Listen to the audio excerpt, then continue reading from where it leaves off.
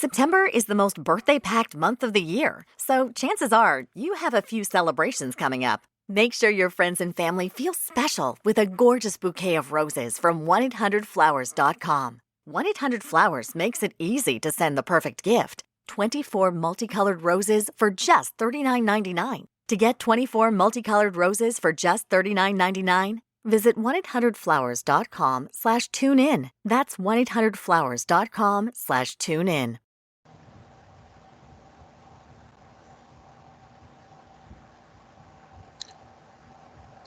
Hello, Cleveland, and welcome back to the Dogland Podcast. This is your Week 1 post-game edition of the podcast. I am your host, Jackson McCurry, and joining me is Anthony Jokey as we break down the Browns' season-opening loss, unfortunately, to the Kansas City Chiefs, 33-29. Anthony, how you doing over there, man?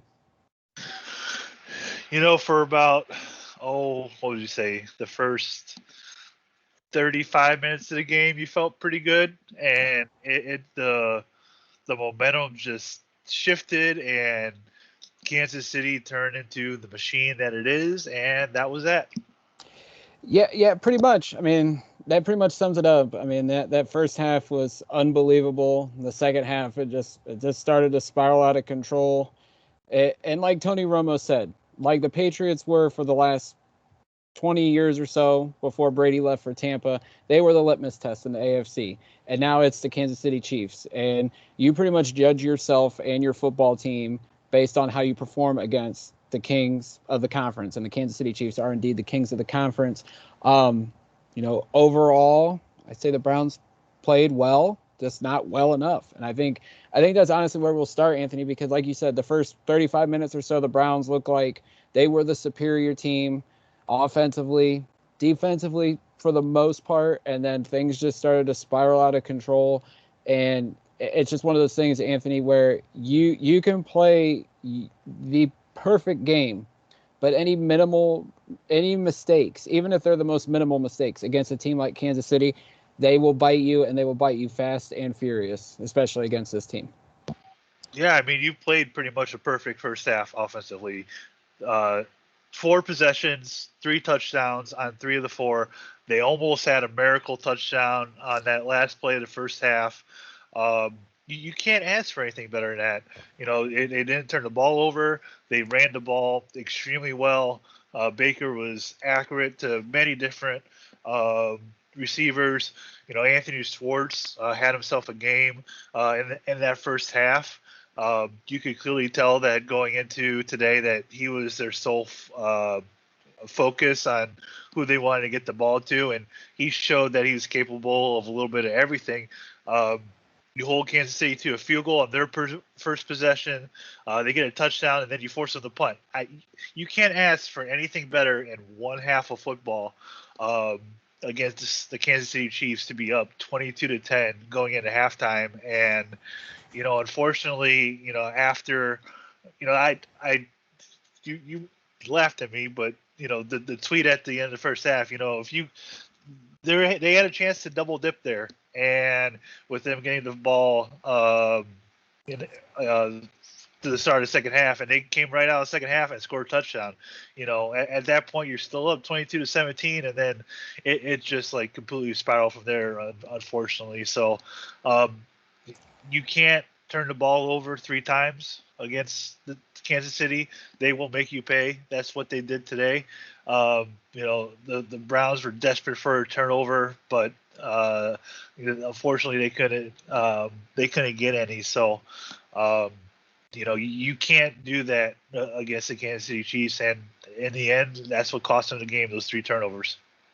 Yeah, without question. And you know, like most post-game episodes, we will start talking off about Baker Mayfield. And you talked about the 3 turnovers. Anthony, let's talk about this one because it is indifferent right now. The opinion of this throw and this play towards the end of the game, the Browns were starting to move the ball down the field. Last drive of the game, I think they got it to about midfield at that point.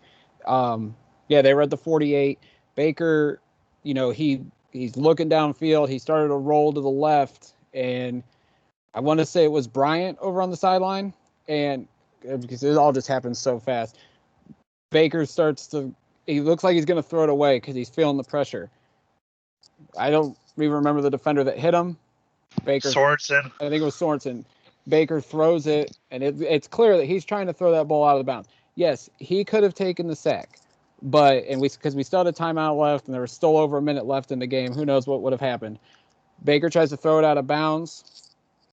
Ryan's in the vicinity, and then Mike Hughes picks him off. It's ball game. I know everybody's indifferent on this. Me, I don't blame Baker for trying to get that ball out of bounds, trying to save that timeout, because who knows what would have happened at that point. I know you're on the other side of it, but just talk about the play and talk about how you think, and just talk about what you thought of Baker's performance today as a whole.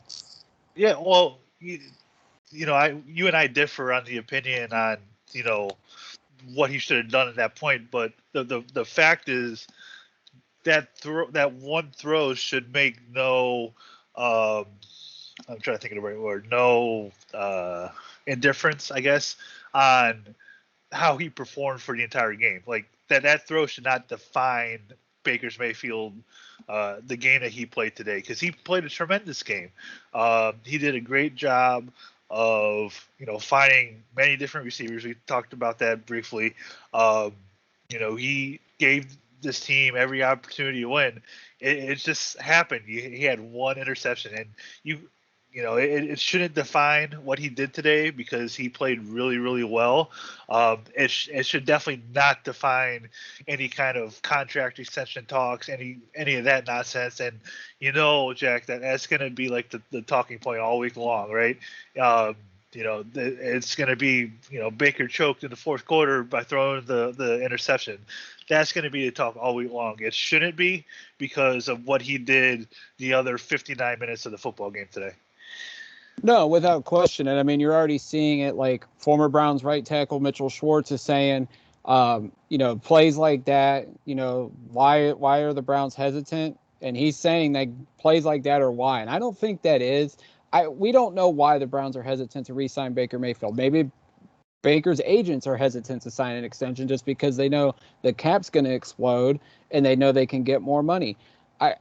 I hate, because this is going to be the driving point nationally and locally, that throw, and it's going to be like hampered to death for the next 6 days until the Houston game. And luckily I'm on vacation after this. I will shut everything down. I'm not going to listen to any of these hot takes. I mean, I already dove onto Twitter, which I shouldn't have done after the game. Lucky for you that you'll be away for a week. Oh, I'm powering everything down as soon as we're done recording tonight. But yeah, I mean, Baker played a great game. Like, honestly, Anthony, this could be like maybe his second best game behind the Cincinnati game, just based up until that interception.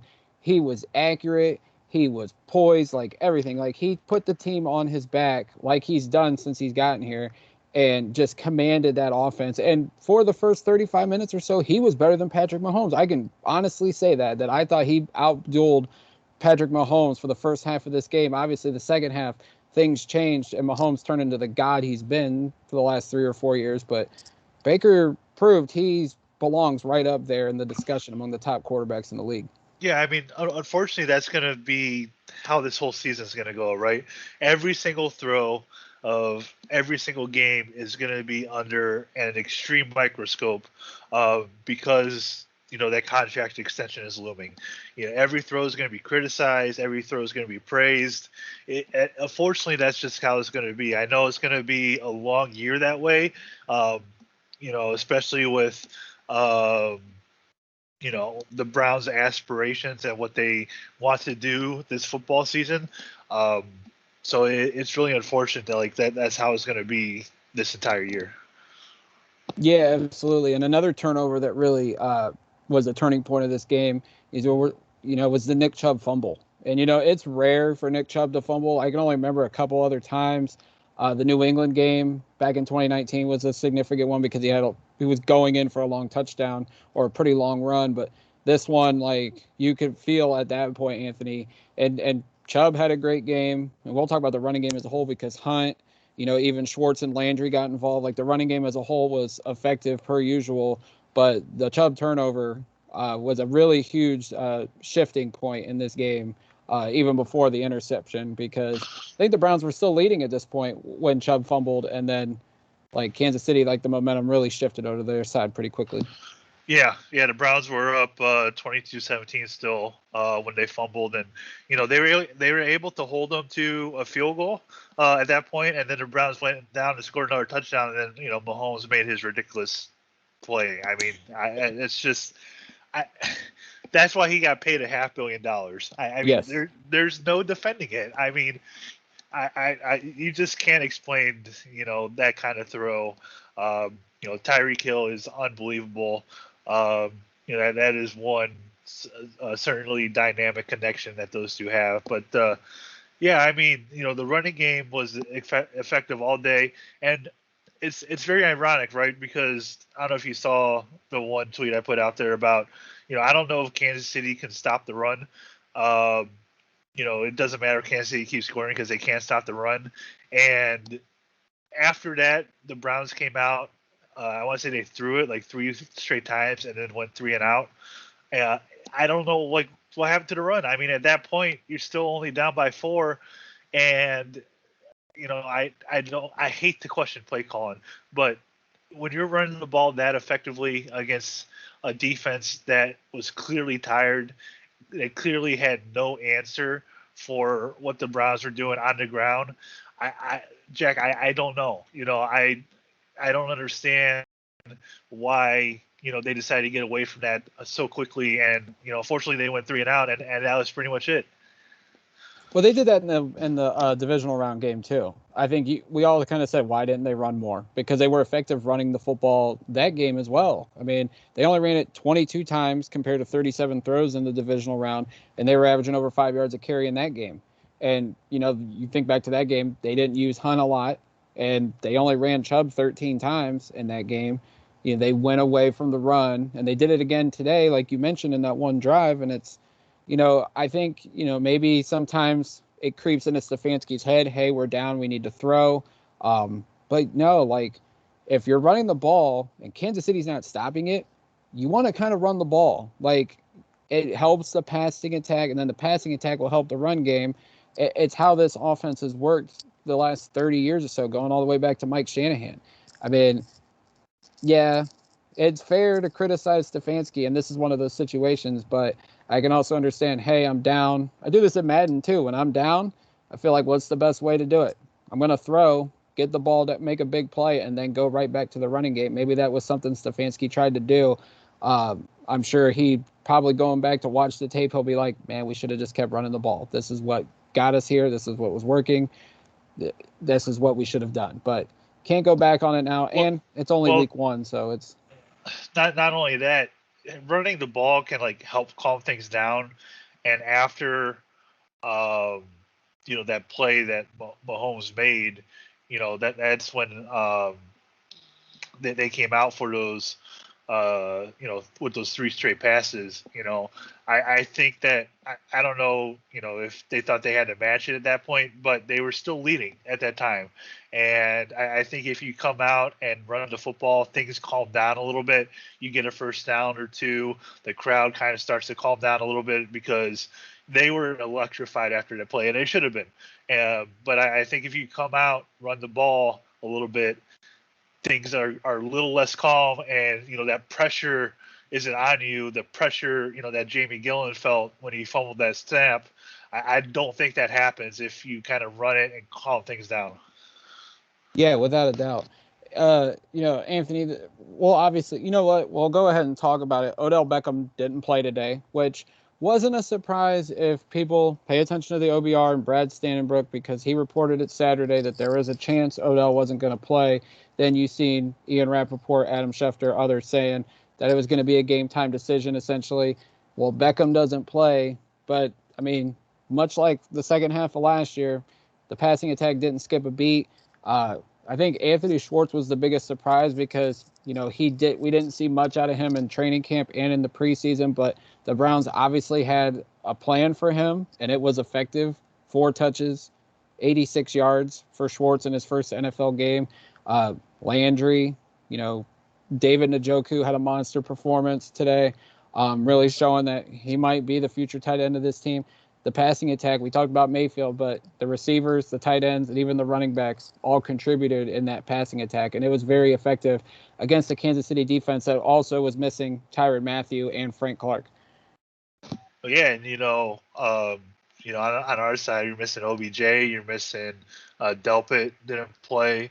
At some point, hopefully these two teams can meet with full strength, because I would really love to see that battle. We've gotten two really good games, between these two teams in our recent history. So I'm really curious to see like what a full 100% battle would be between these two teams. But this passing attack didn't miss a beat. A lot, like I mentioned, a lot of Baker got everybody involved. I kind of wondered like where was Higgins today. It seems like with the emergence of Schwartz, he's definitely one of the odd guys out at this point. Falling back on the depth chart a little bit. I think Peoples-Jones only had one catch today. It's certainly, this offense is interesting because you can go into all 17 games this year, Jack, and use focus your game plan around a different player. Clearly today they wanted to focus their game plan around Schwartz. And, as you go throughout the season, that's things that teams are going to have to, watch on film. Next week, who knows? It could be Higgins. It could be Peoples-Jones. It could be OBJ. Like, once you start to build these things in this passing attack, it's only going to get better. And when you have the running game that the Browns have, it's only going to explode at some point. The passing attack was great today, minus that interception, and minus that one drive where they came out on those three straight plays. They took a sack, and then the other two plays didn't really work out. So this passing attack, it's not going to miss a beat. There's certainly a lot of playmakers. Schwartz added a lot of speed to this offense, and I think if you get OBJ out there with him at the same time, you're really going to see that. So it's going to be a week-to-week thing that's going to continue to grow and build upon. Yeah, I agree because, with OBJ going down, all eyes were on Donovan Peoples-Jones, and he only had one catch and one target. Higgins was out there, but he never got targeted. You talked about Schwartz's speed. We talked about that back in January. It was like that was something that was missing on this offense. So the fact that we get Schwartz, who could have been on the Olympic team this year, but chose to go play football because of the pandemic, he brings that Olympic class sprinting speed that Kansas City obviously has with Hardman and Hill. We were missing that. Now we have that. And then once you bring back Odell Beckham, there's two guys that bring you pure speed at the wide receiver position. And like you said, it could be something that, next week, like you said, we're playing Houston. You might see more Donovan Peoples-Jones, more Rashard Higgins. But now that you added Schwartz into the mix and all the speed that he brings in the creative ways that they can get him the ball, this offense just became more explosive. And you look today, they had 3 or 4 plays of, I think, 40 yards or more. Schwartz had the big 44-yard catch, which, his hands have been were the issue coming out of Auburn. If he cleans that up and hauls that in, he probably takes that to the house for a touchdown. Njoku had a big play. Landry had a big play at the end of the first half. It counts as a 32-yard catch for him with the old hook and ladder to Mayfield. But, just so many explosive plays. Like Cleveland now, I think, matches up personnel-wise with Kansas City. And, if we meet back up in January for the playoffs, I think, and you think everybody's healthy, you could see a 40 or 50-point shootout between these two teams if everybody's healthy on both sides. Yeah, and I don't want to misquote this stat. I can't remember exactly what it was, but I want to say Baker had one of the highest QBRs last year of throws over 30 yards, and you can see that was that was prevalent today.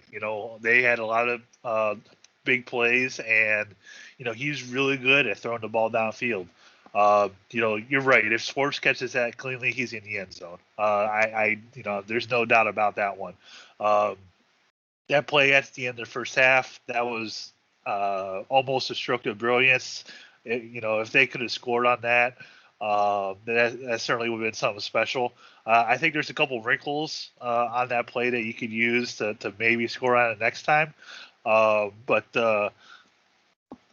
This passing attack, it's just going to continue to build, and I have no worries that it's going to continue to grow, especially with a healthy OBJ, with getting some of these getting Schwartz as a rookie receiver more incorporated, Peoples-Jones in the second year, Landry, getting Higgins involved eventually. I have no worry that at some point it's going to completely explode, and that doesn't even include the mentioning the tight ends in the passing game or the running backs. So there's so many different targets, and this passing game is really primed to take off at some point.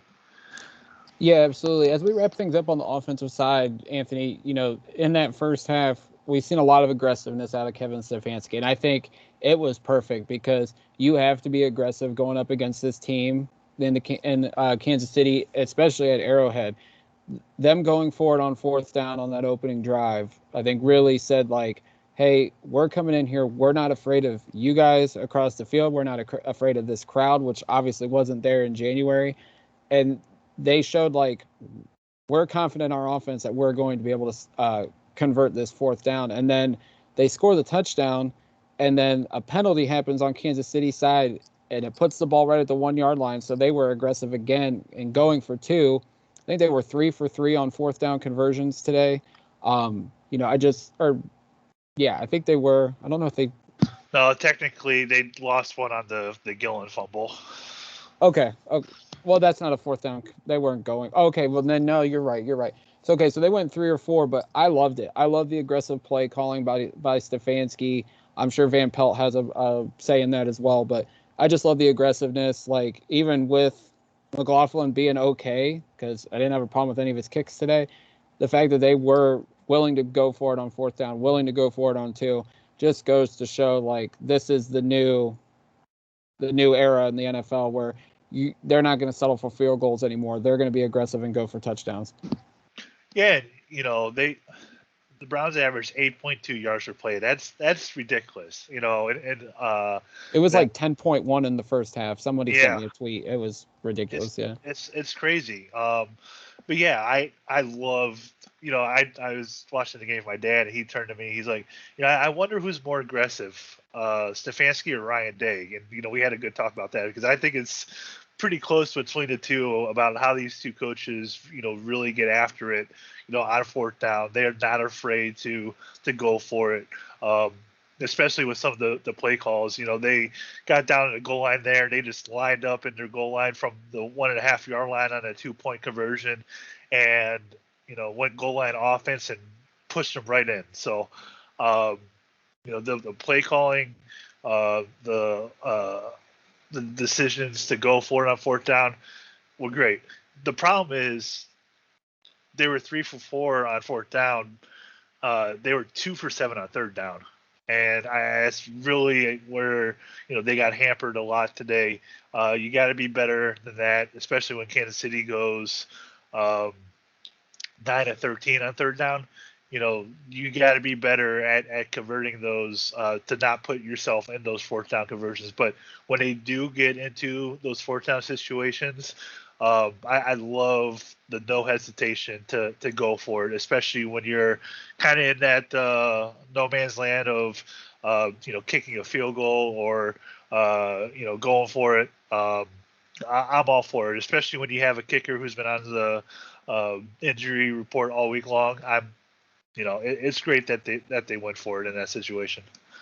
Yeah, without question. Let's switch over to the defensive side of the ball, and they played well in the first half, holding this Kansas City offense to 10 points. I mean, that was phenomenal work by Joe Woods' side of the football. Second half, obviously, it unraveled. But my biggest thing, Anthony, and I can't wait for Jake Burns to break it down with the all-22 because I think that will tell more of a tale. Here's my thing. I don't care what anybody's going to say about the way the defense performed. Schematically, and we'll get to that, there's not too many people in the NFL, if any, that can stop Travis Kelce and Tyreek Hill, and especially Patrick Mahomes and some of the throws he makes. It's hard to stop that trio. And if they keep this up, which they have no signs of slowing down, this might be the greatest trio in NFL history just because they are just dominating defenses, and they've had the last 3 or 4 years. And it's just unbelievable to watch. Yeah, that's one incredible trio that they do have there. You really have to pick your poison of who you want to focus your attention on. Both those guys are so good at running routes, finding spots that are wide open, manipulating the coverages, and when Mahomes has an arm like he does, he can hit any receiver from anywhere. So it's really unfair going up against these three guys. You saw those 2 touchdown passes to Kelce, that one particular play to Tyreek Hill. I mean, like we said, there's no defending that, and that's why he got paid $500 million to make those throws. Those 2 are obviously a large part of it. It seemed like there wasn't really much for them going on besides those 2 guys today. I think they're going to really miss Sammy Watkins this year. They lost a very key piece there, I think, and Hardman is going to have to step up, but those 3 guys together are so dynamic and really, Jack, there's just, you could double both of those guys all game long, and they're still going to find ways to get open. It's just how good those 2 get after it, receiving wise. Yeah, I mean, the big touchdown to Tyreek Hill, it was him and John Johnson one-on-one. John Johnson, I think, lost the ball. I don't know if he lost it in the lights of the stadium or just what, but I mean, that's my only gripe is that if you have Tyreek Hill going deep like that, like, is there another corner or a safety out there that you can throw to help Johnson in that situation? I don't know if it would have made a difference because Tyreek Hill is just out of this world. Ronnie Harrison. We'll get to that. But, I mean, yeah, it's just those 2 are just unbelievable. And it's like Kelce today, like, God bless Malcolm Smith, obviously. Hopefully, in due time, that's J-OK covering the tight ends in that situation. But Malcolm Smith he showed that he's in his 30s, and it shows that he's been in the league for a long time because he was just missing it by a step against Kelce today. And you've seen it on so many, like 3 or 4 plays where Malcolm Smith was just 1 step behind. And it's unfortunate, but go ahead. Grant Delpit, too. Yeah, yep, Delpit as well. We'll get to him as well. But, yeah, it's just hard to stop these guys. Anthony, we'll just go ahead and get to it. Like, Joe Woods, like, we've heard him talk, like, about the nickel package and the dime. And I've seen this pointed out as I was scrolling Twitter just a little bit through the game, even though I tend to not do that. I heard people saying, like, they were in the base. We saw a lot of Mack Wilson today. Mack Wilson does not need to see the football field. I'm sorry, dude. He still can't tackle. 3rd year in the league, and he came from Alabama, and it just baffles me that this dude does not know how to tackle as a linebacker. But I expected more, but I'm not panicking yet about this defense. A, because Kansas City's offense is godly, and B, we have 6 new starters. We have a lot of new pieces on that defensive side of the ball. I wasn't going to panic right away, but what do you think of Joe Woods, and do you think he is a good defensive coordinator, and do you think he can be a long-term defensive coordinator here for the Browns? I honestly can't answer that yet, Jack. There's still so much new personnel that was added to this team that I can't give an answer. They're not 100% out there yet. You had Ronnie Harrison for like half a second today. You're missing Grant Delpit. It's certainly this defense is going to go through some growing pains. And, next week, if like Tyrod Taylor lights them up, yeah, then I'll start to get worried. But I honestly think that it's going to take some time. And, I think they did a decent job enough, that kept them in the football game all day today. Gave them a chance to go out there and win on that last drive. I don't know how much more you can ask from, like you mentioned, 6 new starters on defense, or 6 new starters on defense. Guys missing from injury. Them not really being able to, personnel-wise, to do what they want to do. They can't run. That one nickel package that they talked about with, without having Delpit. Hopefully he can get back soon. JOK is a rookie. It's going to take him some time as well. Absolutely. You saw him. There's that one completion to Kelsey where Kelsey just completely ate him up on an inside move. There's certainly going to be growing pains there too. You saw the pass rush, right? Today, that was a tremendous, was great to see. Mahomes is so good that he could extend plays. His Mahomes' legs, I think, beat the Browns just as bad as his arm did today. Because when you let Mahomes extend plays, it really gets us, it really gets you into trouble. That's just one thing you can't do. And, if you're going to, the way Miles and Clowney were able to get upfield with those tackles, you have to have like some kind of other help, maybe like a linebacker spy or a safety spy or something, to be able to come up and not let Mahomes extend those plays, because he can really hurt you when he does that, and he did that today. So I think once they get all their personnel out there that they want to, and they kind of slowly bring JOK into all this. What's nice, Jack, you really didn't hear Greg Newsom's name much today. They weren't going after him. So Denzel Ward had a few nice plays today.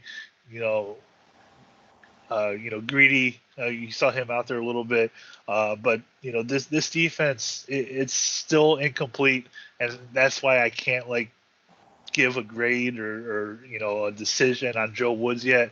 Now, if this is like week 6, week 7, week 8, and it's not coming together yet, then yeah, that's when I'll really start to get worried about this whole thing.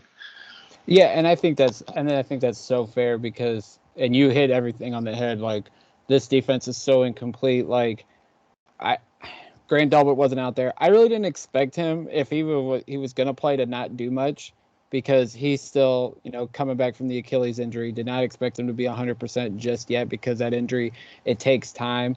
You mentioned, well, we'll talk about Ronnie Harrison next, but you were missing 2 out of your top 3 safeties today.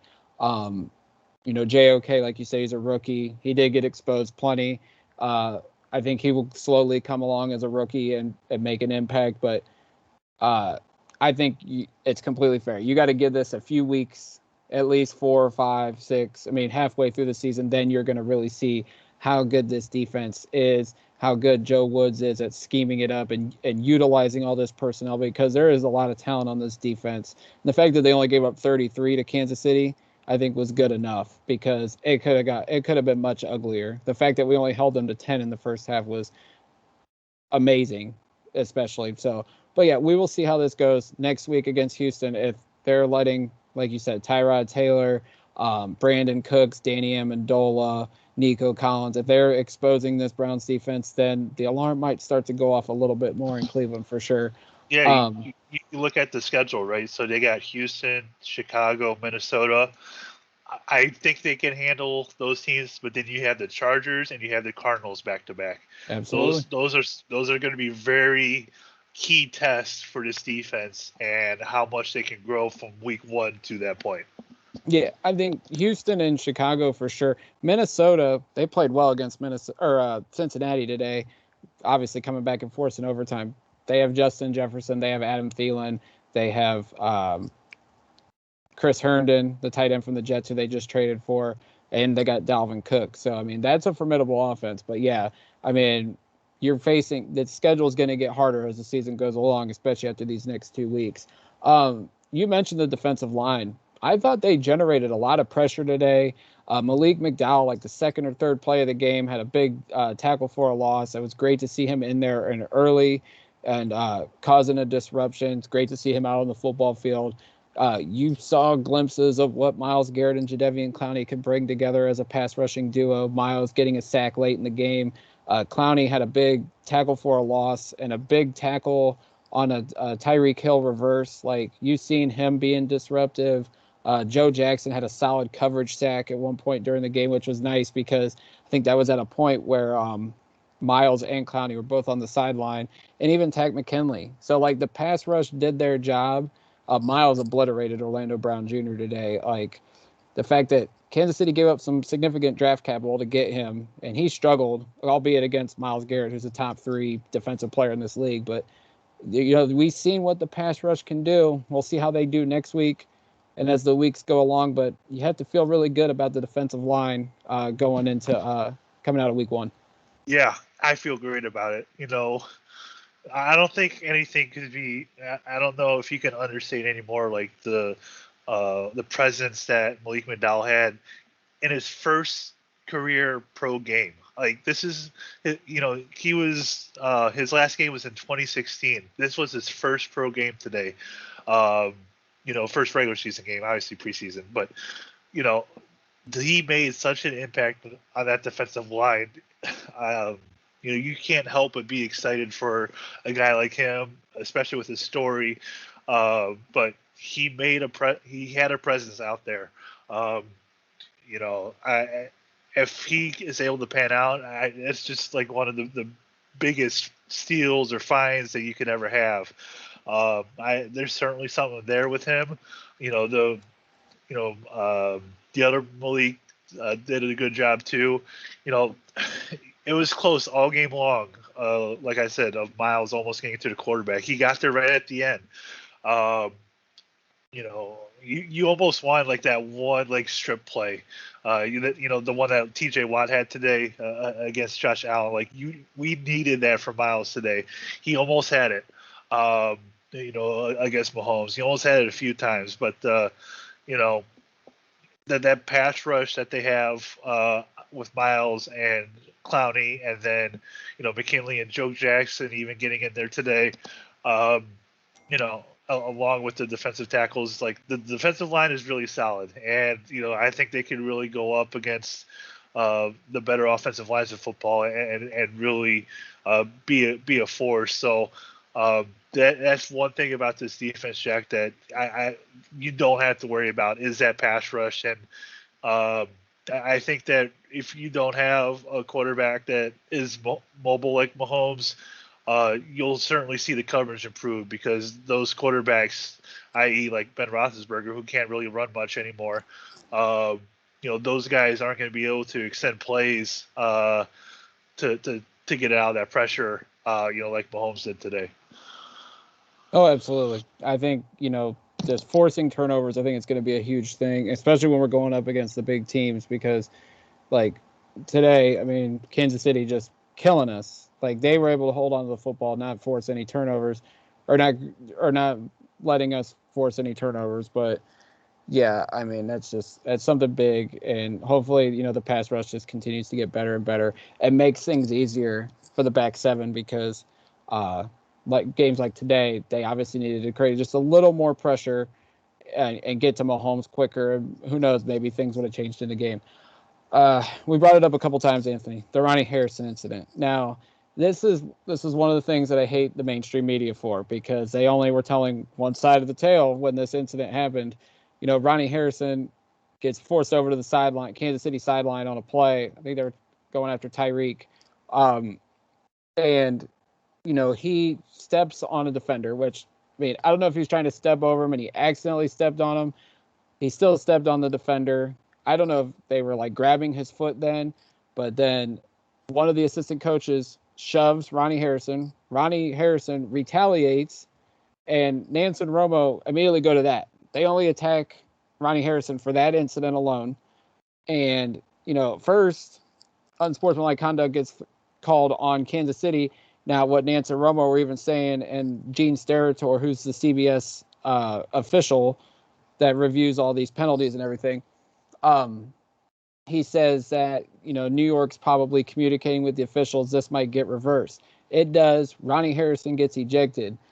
And that obviously threw a wrench in the Browns' defensive plans like we just talked about. It hurt us, especially with Delpit already being out. My problem with this, Anthony, Ronnie Harrison got ejected. That was okay. He deserved it for stepping on the player, for shoving an assistant coach.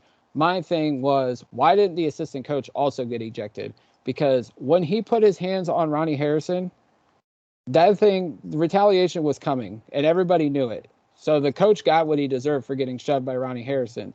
And the fact that, Nance and Romo, the mainstream media, is trying to put this all on the Browns, that's just another typical mainstream media BS where they don't look at the whole thing. They side with one. They only stick to one side of the tail and not the whole story. And that's one of the things that infuriates me about the media. Yeah, they called on sportsmanlike conduct on Kansas City's bench, and they completely brushed over that, right? And they just went straight to Ronnie Harrison, shoving the guy. I can't believe they continue to call it a punch. It was not a punch. It was not a punch. What if that's a punch? Oh, I don't even get me started. Yeah, that was not a punch. But let's be honest here. Yes, their coach shoved our player, but Harrison can't react. You got to be smarter than that. I know things get heated in the moment. The coach should have never put his hands on Harrison, but you can't react. You can't get kicked out of the game for something like that. Yes, their coach should have been kicked out too. I'm curious to see if that coach will get suspended or something. By the NFL. I'm sure he'll get a hefty fine at the very minimum. And Harrison will too. Right. Oh, for sure. I'm curious to see what the NFL will say about this on Tuesday or Wednesday, whenever those types of things come out. I know they usually send out those reports with how much players get fined and that kind of stuff.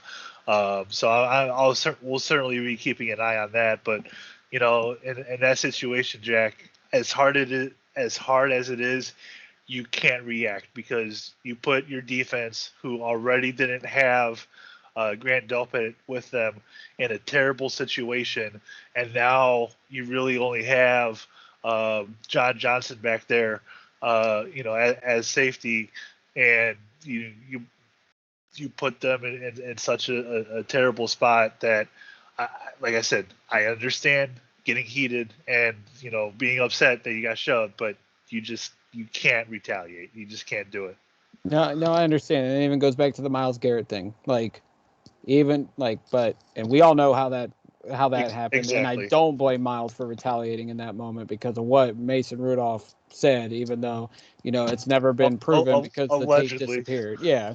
But I mean, yeah, Ronnie shouldn't have done it. It did hurt the team. So hopefully, I'm sure he apologized to the team at halftime or whenever he got the opportunity to, because it did hurt. But yeah, Ronnie and John Johnson III out there would have been a lot better. So then you got forced into playing John Johnson and MJ Stewart, which, MJ Stewart, you made the team, but he's the fifth corner and the fifth safety in the secondary. So it's kind of he's the emergency guy when we really need him. And it's honestly hopefully, Ronnie comes back from this and helps us win. Obviously, with Grant Delpit not being 100% yet, we need Ronnie Harrison out there. Will not shock me next week, though. Javante Moffett gets called up off the practice squad. We might need some help back there, especially. So we'll see how it shakes out. Anthony, as we wrap up, we talked about the loss, everything. Week 1 in the NFL, it did not disappoint. There was some really good games. I watched Pittsburgh-Buffalo before Cleveland-Kansas City. That was a hell of a game. I think a lot of people ruled out Pittsburgh, but their defense really proved that they're going to be a tough team still in 2021. Yeah, they can thank Brian Dable for that game. That was Buffalo's offense was very interesting today, and I don't understand what happened because not interesting in a good way, interesting in a very bad way. Yeah, they just their lack of a running game is, I think, and I picked them to go to the Super Bowl, but their lack of a running game really concerns me because you force Josh Allen essentially to be one dimension. Now, granted, Singletary averaged 6.5 yards per carry today on 11 carries, so he was effective, but I wanted them to pick up a running back so bad because I thought that was what was really missing offensively. And then you force Josh Allen to run the ball and take even more hits. You just paid him $250 million to be your franchise quarterback. You can't let him run around like that and expect him to take all the punishment when it comes to running the football. Jack, we've seen a lot of bad football, right? We've seen a lot of terrible play calls. That fourth down play that they ran, that throwback to the running back thing about 5 yards behind line of scrimmage, that might be the worst play call I have ever seen, and that would certainly be saying something with what we have seen as Browns fans. Well, I mean, Brian Dable was our offensive coordinator 10, 12 years ago, so I mean, we have seen it before, so honestly, it's not a surprise. I mean, I that play was certainly something. I have no word for that one. It certainly was. That is like Freddie Kitchens' fourth down draw bad. That I think that is even worse. Like that draw actually went forward. That pass went for handoff or whatever, extended handoff, whatever, went backwards. So I might give the nod to Freddie on that one. Yeah, it's just we'll see how Buffalo shakes out because I mean, you look at the other AFC matchup that was going on but during Cleveland, Kansas City, Miami and New England had a slugfest. I think 17-16 was the final in that one. Miami tops New England. The AFC East is going to be interesting, especially because Mac Jones looked pretty damn good in his first NFL start, and we all know New England's got a solid defense. Miami, Brian Flores is 3-2 against Belichick, and the AFC East is going to be pretty interesting, especially if Buffalo's offensive woes continue, and I don't think it will. I think it's just an overreaction from week one. Yeah, just as we all predicted, the Dolphins are leading the East after 1 week. Yes. Getting back to the AFC North, Cincinnati pulls out overtime win against Minnesota. Joe Burrow, his first game back after the ACL tear, looked pretty good. 20-27, 261 yards, 2 touchdowns. Jamar Chase, Anthony, I think the stripes on the football got bigger for him because he caught a 50-yard touchdown from Burrow. So all the preseason woes that Jamar Chase had, they went away, and he had a pretty big impact in his first NFL start. Did you see Burrow's comment, the first thing he said at the press conference today? I did not. He said, I thought Chase couldn't catch the ball or something to that effect. So.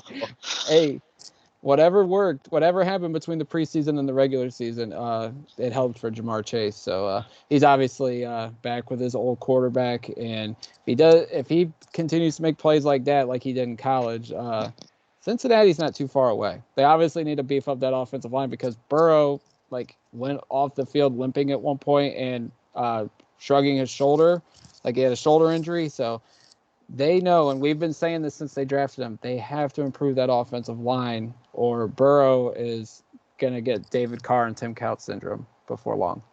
Yeah, he's not going to last with how many times he got sacked today and how many times he got hit. It's just, he won't be in the NFL for long if, that kind of punishment continues. Yeah. Any more takeaways from week one before we get on out of here? How about the Saints blowing out the Green Bay Packers? Jameis Winston 5 touchdown passes, Aaron Rodgers 0. Yeah, we all predicted that one. No, yeah. Well, I think I actually predicted that the Saints were going to win. Shockingly enough, over on the Top Dogs podcast when we made our weekly picks last week. I'm a Jameis believer. I drafted him as my backup in a couple fantasy leagues. And I figured being coached by Bruce Arians 1 year and then going to New Orleans to be coached by Sean Payton, I'm thinking it would have worked out some of the flaws in Jameis's game. It definitely showed today. The thing with Aaron Rodgers, Anthony, I wonder if inside the locker room, they may love Aaron Rodgers, but I have to wonder if they are getting ticked off by his willingness to just speak out on the situations between him and the front office to the media. He did it again on the Fox pregame with Aaron Andrews. Aaron, we all know Aaron Rodgers is probably leaving Green Bay after the 2021 season, but you would have to think that, and that's not taking away from New Orleans because they're still a really good football team, but you have to wonder if inside the locker room they're kind of getting fed up with this and the situation going on between Aaron and the front office. Well, not only that, but like we talked about on in our NFC preview, their offensive line, very inexperienced, not having Bakhtiari for of the first 5-6 weeks since he's on a PUP list, coming back from his injury. That certainly could blow up very quickly, and who knows, maybe it would be in the best interest for them to move on before the end of the season. Washington might need a quarterback, and they're certainly a team that I don't know what their cap situation is to kind of acquire that, but that's certainly a situation where if they have good quarterback play there, they can really make some noise. And we talked about that a little bit. Yeah, I'm actually glad you brought that up because Ryan Fitzpatrick does have a hip injury. They're saying it's a major hip injury. They said they're fine with Taylor Heineke. I don't know how you pronounce his last name. What was it? This is a monumental thing because I actually had the right pronunciation for once. You know how terrible I am with things. That's astonishing. It's Heineke. Heineke. Okay. But somebody brought this up. I think it was Florio on the NBC pregame. Cam Newton, he was with Ron Rivera all them years in Carolina. He's still looking for a job. I mean, there could be a possibility Cam Newton signs with the Washington football team. Yeah, I can see it. I don't know what else is out there quarterback wise, but that would certainly be an interesting fit, especially if they're kind of going to run the same style of the stuff they did in Carolina, with Ron Rivera. So I think that's certainly something that's certainly a possibility over the next couple of weeks. Yeah, without question. I mean, Scott Turner's the offensive coordinator there. He was there in Carolina with his dad, Norv, when he was running the offense for Ron Rivera in Carolina. So would be an interesting development if Cam ends up going there, but they said they're going to roll with Heineke for the time being. As we wrap things up, I'm on vacation this coming week, so any new episodes of the podcast will be without me. I will be back next Sunday with Anthony, hopefully. I think that's the plan. We'll recap Browns-Texans. Anthony, as we get on out of here, go ahead and plug your Twitter, and we'll get on out. Yeah, I think I'll be at the game next week. So at some point after I get back, I'm sure we'll hop on and hopefully be talking about a Browns win. As for this week, I think tomorrow night is going to be me and Alex Hale. Sweet. So that should be a very fun podcast. I'll enjoy it. Shut up. I can't finish now with that comment. But yeah, you guys can follow me on Twitter over at Anthony Joki. That's Joki. And as for me, you guys can follow me on Twitter at JackMcCurry08 and follow the Dogland on Twitter at the Dogland. And if you've listened to this podcast on Apple Podcasts, please drop us a review. Be sure to like, follow, share, subscribe wherever you get the podcast. We really appreciate it. And until next time, go Browns. You might have noticed a change in your neighborhood lately. Yep, Sprint stores are now T-Mobile stores. Now that Sprint is T-Mobile, you get more coverage, value, and benefits than ever before. We've invested billions to bring our 5G from big cities to small towns across America. And great coverage is just the start. From high-speed mobile hotspot data to weekly deals and giveaways, our customers get tons of great benefits. Head to your new T-Mobile store to learn more. Qualifying service and capable device required. Coverage not available in some areas. Some uses may require certain plan or features. See T-Mobile.com. You did it. You woke up today. You even got out of bed. You deserve a reward. We can't all be morning people, but we can all get McDonald's for breakfast. Right now, mix and match a Chicken McGriddles or a McChicken biscuit for just $3. Order ahead on the Mickey D's app. Price and participation may vary. Cannot be combined with combo meal. Single item at regular price. Mobile order and pay at participating McDonald's. Ba-da-ba-ba-ba.